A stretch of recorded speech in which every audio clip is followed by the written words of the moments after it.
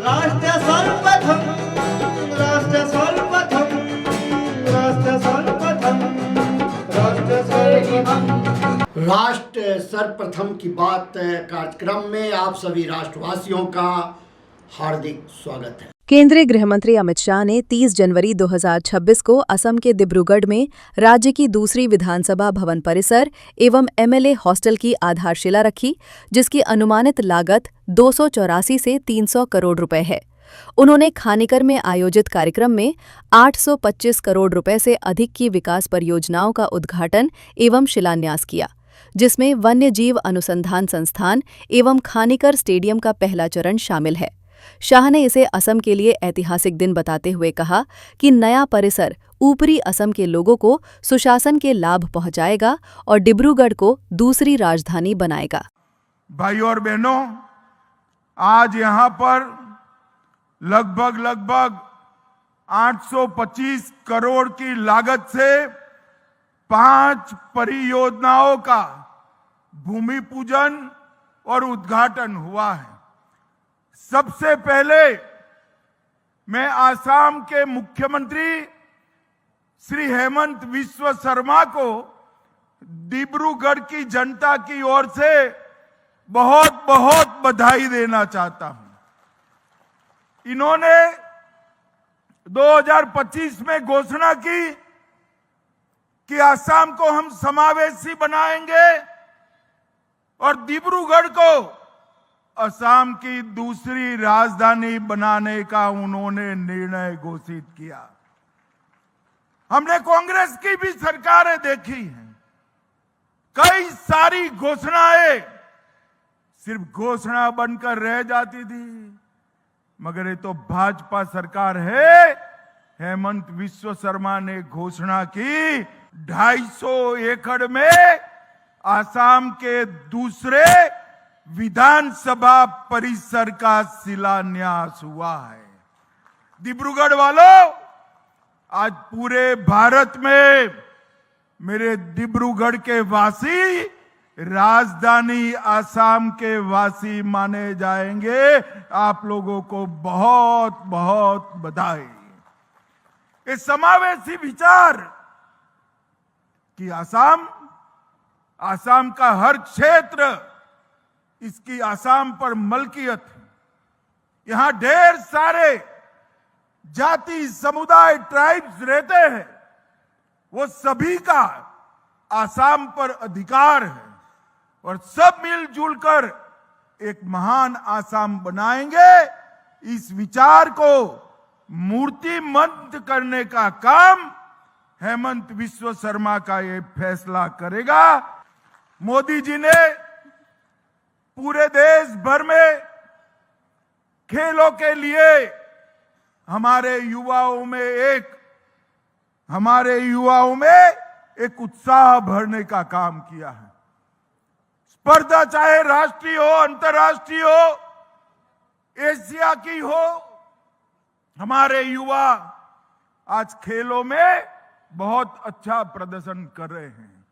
युवाओं के उत्साह से कुछ नहीं होता जब तक खेल का इंफ्रास्ट्रक्चर, खेलने की सुविधा, ट्रेनिंग की आधुनिक व्यवस्था, पारदर्शी चयन और खिलाड़ियों को सरकार की ओर से आर्थिक सहयोग नहीं मिलता है, खेल पनप नहीं पाता है। और आज डिब्रूगढ़ में मल्टी डिसिप्लिनरी स्पोर्ट कॉम्प्लेक्स, इसके प्रथम चरण का लोकार्पण कर दिया गया है। मित्रों, 240 करोड़ से 106 बीघा में indoor stadium, swimming pool, football मैदान, lawn tennis court, basketball court, volleyball court, खिलाड़ियों की हॉस्टल और कोच को रहने की जगह, एक प्रकार से विश्व भर के जो आधुनिक स्पोर्ट्स कॉम्प्लेक्स होते हैं, ऐसा स्पोर्ट्स कॉम्प्लेक्स का पहला चरण आज बनकर यहां लोकार्पित किया गया है। और इसके साथ ही 209 करोड़ से दूसरे चरण का शिलान्यास भी हुआ है। मित्रों, जैसा मैंने आगे बताया, यहां पर डिब्रूगढ़ में पूरे आसाम की विधानसभा आई है। इसके साथ साथ आसाम के हर विधायक का फ्लैट भी डिब्रूगढ़ में बनने वाला है। ये हमारे लिए बहुत महत्वपूर्ण है। विधानसभा आने से डिब्रूगढ़ के क्षेत्र को, चाय की इस राजधानी को नई आर्थिक ताकत मिलने वाली है और ये सम्मान पूरी देश भर में बहुत कम स्थानों को मिला है कि राज्य की दूसरी राजधानी बनने का। फिर से एक बार डिब्रूगढ़ वालों को बहुत बहुत बधाई। दिल्ली वासियों के लिए बड़ी राहत।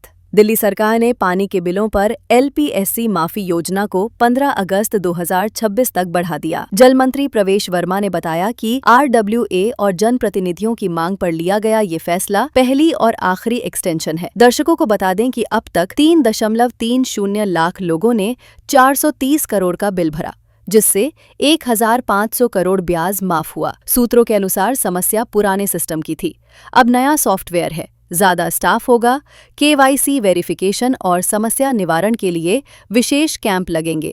योजना में गैर घरेलू बकाये भी शामिल होंगे। मंत्री बोले कि जनता को अगस्त तक का इंतजार न करते हुए जल्द भुगतान करना चाहिए। उन्होंने कहा कि बिल सही पहुंचे, इसके लिए मोबाइल नंबर अपडेट जरूरी है। हमारी सरकार बनने के बाद में हजारों शिकायतें हमको दिल्ली के हर कोने से मिली कि हमारे घरों में लाखों रुपए के पानी के बिल आ गए। केजरीवाल जी और उनके मंत्री जब भी कहते थे कि आपको बिल जमा कराने की जरूरत नहीं है, इसका मतलब ये नहीं होता था कि लोगों का बिल जीरो हो जाता था। बिल उनका चलते जाता था और उसके ऊपर में जो इंटरेस्ट रेट होता था वो भी जल बोर्ड द्वारा साल में 36% तक पहुंच जाता था। पहले हमने कुछ महीने पहले ही अपने जल बोर्ड की मीटिंग में उसको ब्याज दर को हमने काफी कम किया।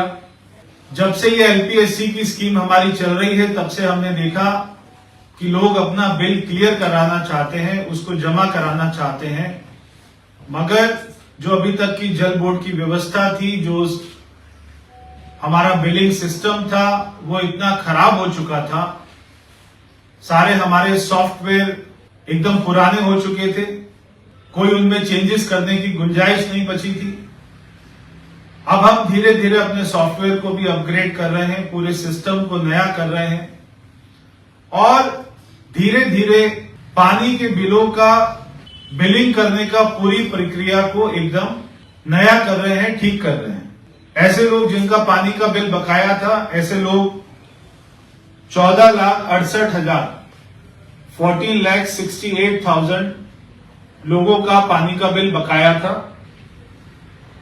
ये स्कीम जो कल 31 जनवरी को खत्म होनी है 100% वाली, अभी तक 3,30,000 लोग, 14,68,000 लोगों में से यानी कि 20% से ज्यादा लोगों ने इसका फायदा उठा चुके हैं।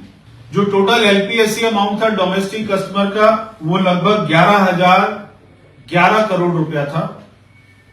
उसमें से जो लोगों ने फायदा उठा लिया है उनका 1493 करोड़, 1493 करोड़, 1493 करोड़ ये उनका माफ हो चुका है। टोटल प्रिंसिपल अमाउंट जो था वो था 5,057 करोड़। अभी तक कल शाम तक जल बोर्ड को 430 करोड़ रुपया इसमें आ चुका है। मैं दिल्ली की जनता का धन्यवाद भी करना चाहता हूं और हमारे पास में कल मैं JDRO ऑफिस गया। पीछे कुछ दिनों से हमको शिकायत मिल रही थी कि जो मीटर रीडर होते हैं वो लोगों के घरों में जाकर उनको तंग कर रहे हैं और उनसे बहुत सारी हमको शिकायतें मिली। तो मैं खुद जाकर कल ज्यादातर कार्यालयों में जाकर मैंने देखा और जहां पर भी मुझको व्यवस्था ठीक नहीं लगी, हमने ऐसे 3 JDRO को और 1 ASO को सस्पेंड किया। अगर आगे भी हमको ये शिकायत मिलेगी तो आगे भी जो भी भ्रष्ट लोग हैं, जो भी भ्रष्ट अधिकारी हैं, उन पे ये कार्रवाई हमारी जारी रहेगी। हमारे जो जनता के प्रतिनिधि हैं, विधायक हैं, निगम पार्षद हैं, सांसद, वहां से भी हमको बार बार ये बात आई कि आप इस स्कीम को एक्सटेंड कर दीजिए। बहुत सारी आरडब्ल्यूए ने भी हमको लिखित रूप में ईमेल के माध्यम से हमारे ऑफिस में ये रिक्वेस्ट किया कि आप इस स्कीम को एक्सटेंड कर दीजिए। स्कीम को हम एक्सटेंड नहीं करना चाहते थे, मगर जब हमने देखा कि इसमें हमारी तरफ से बहुत सारी कमियां, हमारे डिपार्टमेंट की तरफ से भी बहुत सारी कमियां हैं। कल जब मैं गया जेडआरओ ऑफिस में, जहां पे लोग बिल को क्लियर कराने पहुंचे थे, तो मैंने देखा कि सुबह 8:30 बजे से ही 100 की लाइन वहां पर लगी हुई थी। 100 नंबर में लोग खड़े हुए थे 8:30 बजे से पैसा लेकर कि हम अपना बिल जमा कराने आए। वहां पर हमने देखा कि कोई किसी काउंटर में हमारा कैशियर नहीं था, कोई हमारे अधिकारी समय पर नहीं पहुंचे थे, तो लोगों को बहुत सारी तकलीफ हो रही थी। लोगों को अपने ऑफिस में भी जाना पड़ता है, कहीं और भी उनको काम होते हैं, मेडिकल की भी जरूरत होती है, मगर वो वहां पे 2-2, 3-3 घंटे से लाइन में खड़े हुए थे, फिर भी अपना बिल नहीं जमा करा पाते थे। ये सारी शिकायतों को, रिक्वेस्ट को देखते हुए सरकार ने ये फैसला किया है कि एलपीएससी माफी योजना, हम इसको केवल पहली बार एक्सटेंशन दे रहे हैं और आखिरी बार दे रहे हैं, ताकि पूरे सिस्टम को ठीक किया जाए।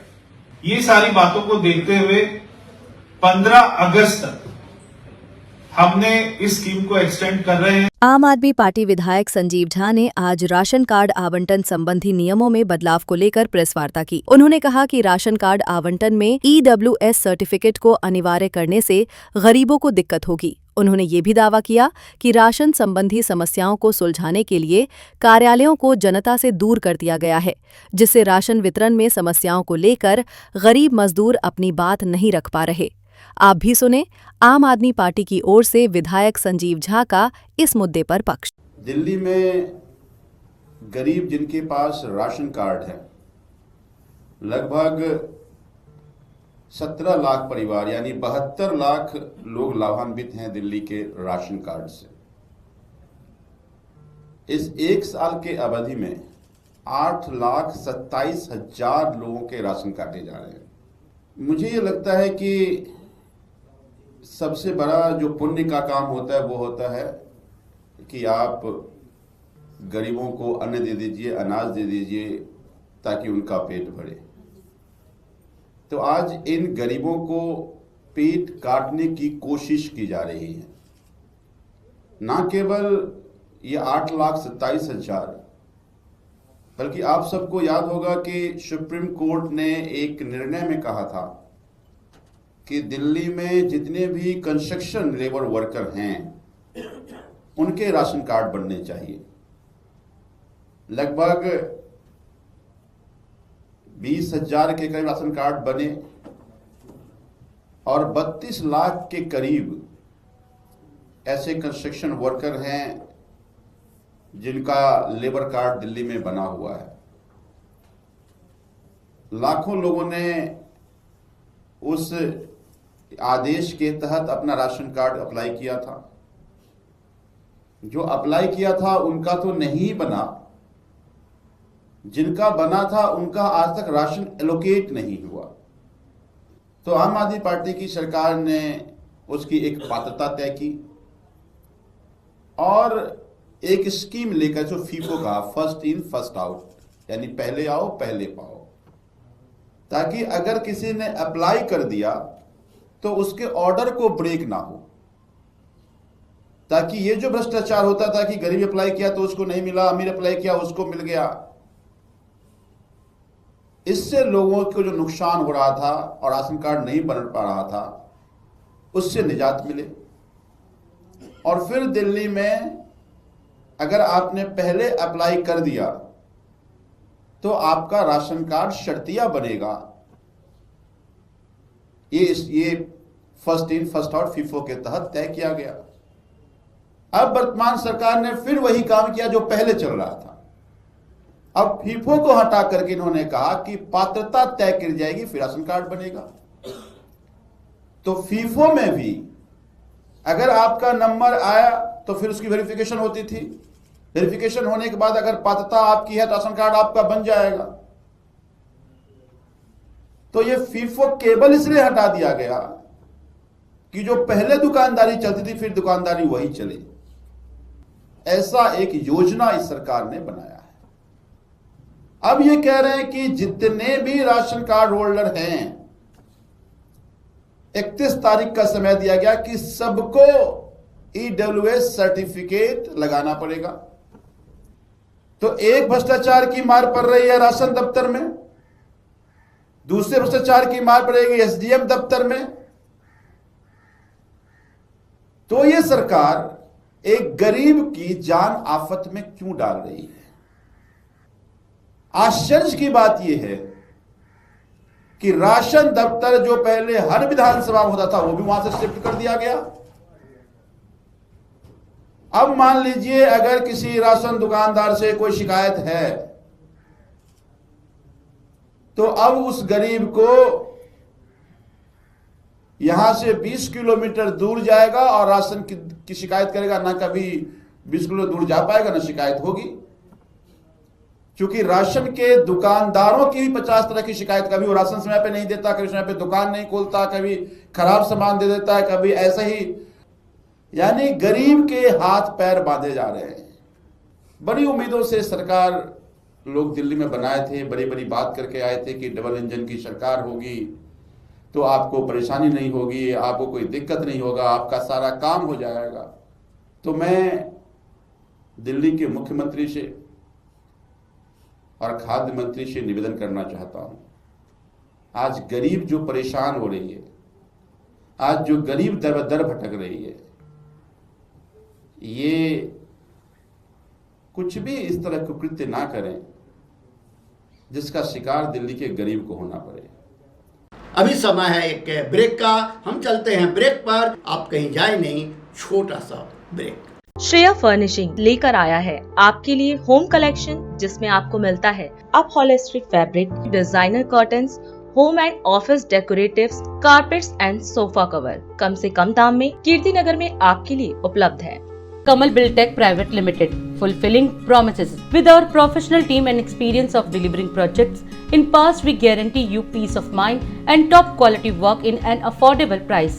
और अधिक खबरों के लिए आप हमारे YouTube चैनल दैनिक इंडिया दर्पण को अभी सब्सक्राइब करें और नोटिफिकेशन के लिए बेल आइकन को प्रेस करना ना भूलें।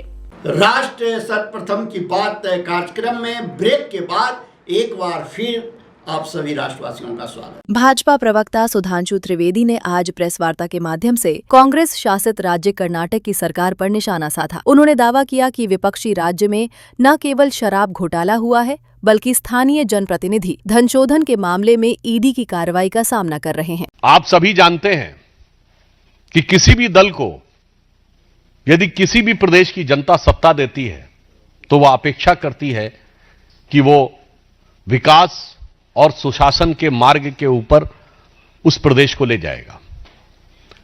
हम उस समय की भी याद दिलाते हैं जब हम विपक्ष में थे और राज्यों में हमारी सरकारें थी, तो गुजरात मॉडल की चर्चा होती थी कि विकास, पारदर्शी शासन, भ्रष्टाचार मुक्त शासन किस ढंग से आगे बढ़ रहा है। याद करिए, मध्य प्रदेश में हमने ऐसी योजनाएं लागू की थी कि बच्चियों का, कन्याओं का भविष्य सुरक्षित हो सके। कर्नाटक में हमारी पहली सरकार थी 2008 में, जिसने कि किसानों को 1 साल के लिए यानी प्रथम वर्ष के लिए बिना ब्याज के ऋण देने का प्रयास किया था और उसे सक्सेसफुली इंप्लीमेंट किया था। परंतु आज कांग्रेस पार्टी, जो कि देश की मुख्य विपक्षी दल है, वो जिन राज्यों में सरकार में है वो कैसा मॉडल प्रस्तुत कर रहे हैं उसकी वानगी हम आपके सामने रखना चाहते हैं। कर्नाटक भारत का अत्यंत महत्वपूर्ण राज्य है और जिसमें अपरिमित क्षमता है, पर दुर्भाग्य से पिछली बार कांग्रेस के हाथ में शासन आया और अभी जो समाचार आया है कि कर्नाटक की वाइन मर्चेंट एसोसिएशन ने, यानी शराब के व्यापारियों की एसोसिएशन ने 6,000 करोड़ रुपए का शराब घोटाले का आरोप कांग्रेस की सरकार पर लगाया है। यह भारतीय जनता पार्टी या विपक्ष के द्वारा लगाया गया आरोप नहीं है। यह उस भ्रष्टाचार के भुक्तभोगियों के द्वारा लगाया गया आरोप है। कर्नाटका वाइन मर्चेंट एसोसिएशन, और उन्होंने बाकायदा विस्तार से बताया है कि रेस्टोरेंट से लेके होटल्स तक किस प्रकार से अलॉटमेंट में विधिवत रूप से सरकार के भिन्न भिन्न स्तर पर बैठे हुए मंत्रियों और अन्य लोगों को वो भ्रष्टाचार का पैसा जाता था। यानी दिल्ली का शराब घोटाला तो आप सबको याद ही होगा। अब ये कर्नाटक का शराब घोटाला एक नए स्वरूप में सामने आया है। शराब के बाद अगर दूसरी लत बुरी होती है तो वो जुए की होती है। तो कर्नाटक में चित्रदुर्ग के कांग्रेस के एमएलए ईडी के द्वारा ऑनलाइन सट्टेबाजी के मामले में मनी लॉन्ड्रिंग के आरोप में आरोपित हुए हैं और वो पहले भी अरेस्ट रह चुके हैं।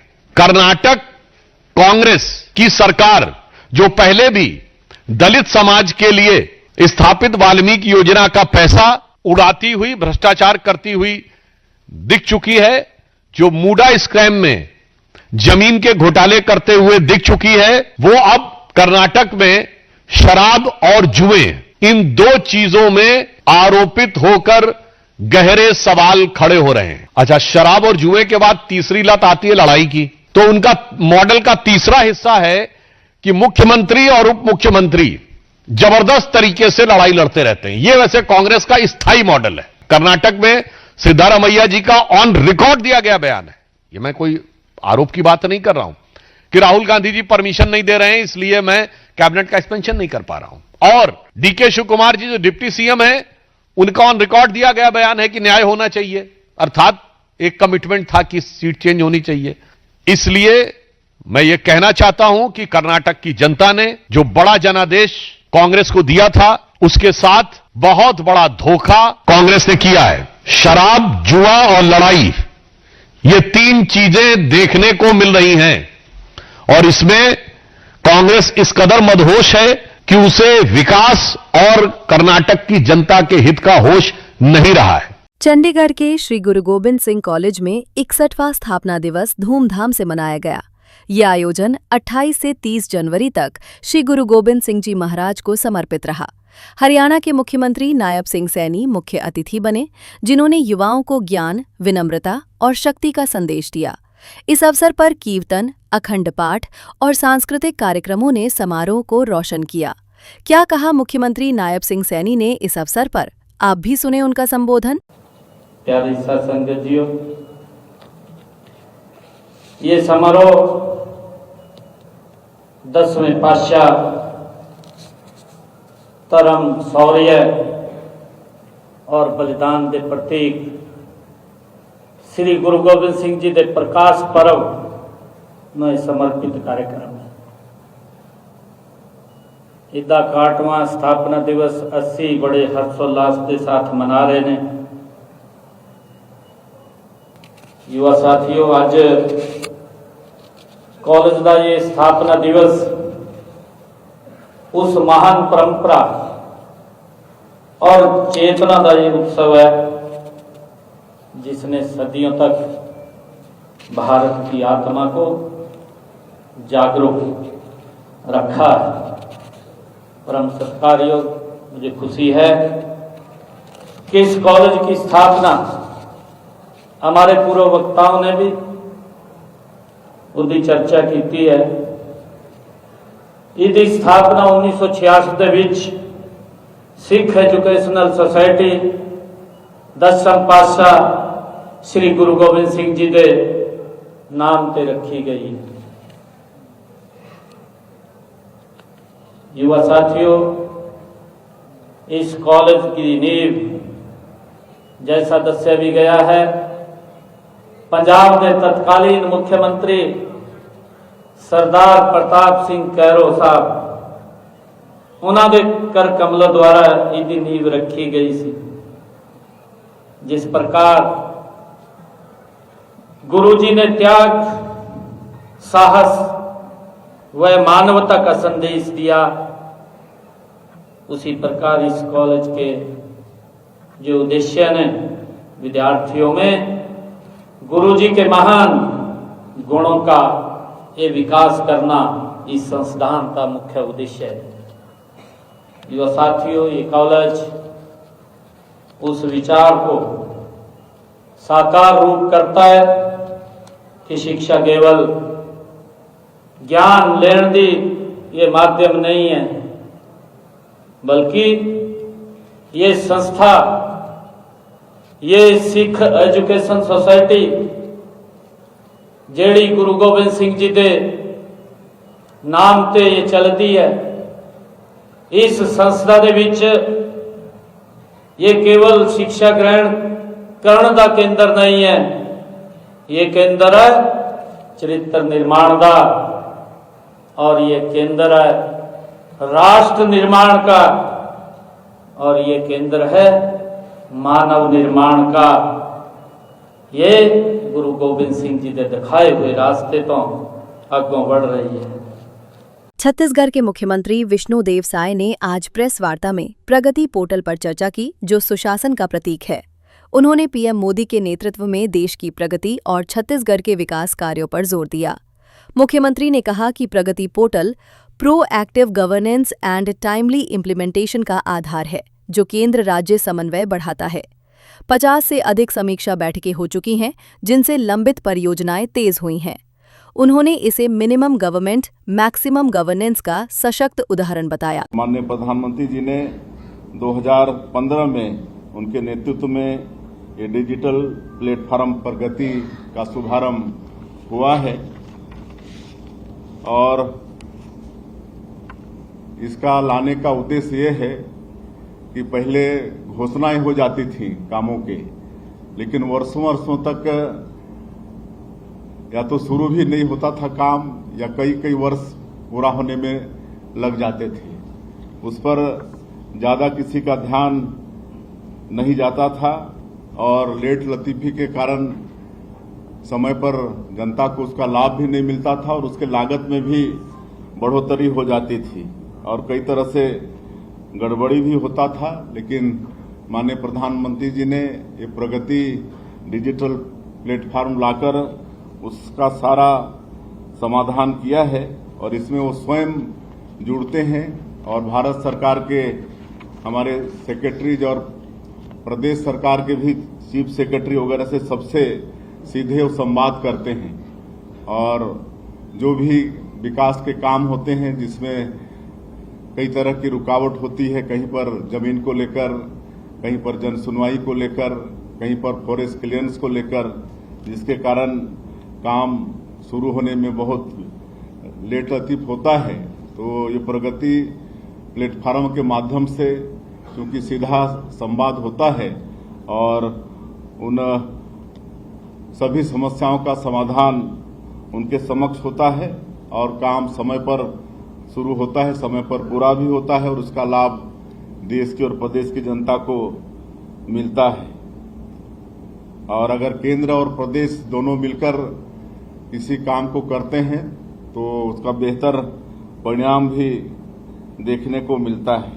इस पोर्टल का मकसद भी है कि मिनिमम गवर्नमेंट और मैक्सिमम गवर्नेंस, और इस पोर्टल के अंदर में 85 लाख करोड़ लागत के कुल 3,300 परियोजना इस प्लेटफॉर्म के अंतर्गत शामिल हुए हैं, जिसमें एक देश एक ration card, PM Jan Arogya Yojana, PM Awas Yojana, PM Svanidhi योजना, स्वच्छ भारत मिशन जैसा 21 योजना इसमें शामिल है। और अधिक खबरों के लिए आप हमारे YouTube चैनल दैनिक इंडिया दर्पण को अभी सब्सक्राइब करें, और नोटिफिकेशन के लिए बेल आइकन को प्रेस करना ना भूलें। आज हम इस कार्यक्रम में आपसे विदा लेते हैं। आप अन्य खबरों के लिए बने रहे। राष्ट्र सर्वप्रथम, वंदे मातरम, जाग उठा है भारत। राष्ट्र सर्वप्रथम, राष्ट्र सर्वप्रथम।